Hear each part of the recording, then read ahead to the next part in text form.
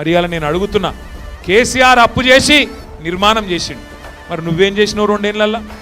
రెండేళ్లలోనే రేవంత్ రెడ్డి వచ్చినాక 2,50,000 కోట్ల అప్పు చేసిండు. 2,50,000 కోట్ల అప్పు. ఒక్క కొత్త ఇటుక పెట్టిండా ఎక్కడన్నా? ఓ కాలువ తవ్విండా? ఓ చెరువు మంచిగా చేసిండా? రైతు బంధు 2 సార్లు ఎగ్గొట్టిండా లేదా? గదే 10,000 అది 2 సార్లు ఎగ్గొట్టిండు. ముసలోళ్ళకు 4,000 ఇస్తా అన్నాడు, ఆ 2,000 కూడా 2 నెలలు ఎగ్గొట్టిండు.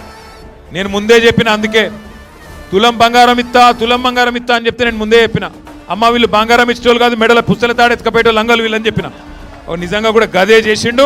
ఇవాళ ఆఖరికి ఏం జరిగింది అంటే అబద్ధాల మీద బతుకుడు అలవాటు చేసుకున్నాడు. కేసీఆర్ గారు అన్ని సగబెట్టుకుంటూ వచ్చిండు. కరెంటు సగబెట్టిండు, మంచిళ్ళని సగబెట్టిండు, మన పల్లెటూర్లను సగబెట్టిండు, మన పట్టణాలను సగబెట్టిండు. వీడేమో ఎగబెడుతున్నాడు. అన్ని ఎగబెట్టుడు, ఎండబెట్టుడు, మొత్తం రాష్ట్రాన్ని పండబెట్టుడు తప్ప చేసిందేమీ లేదు.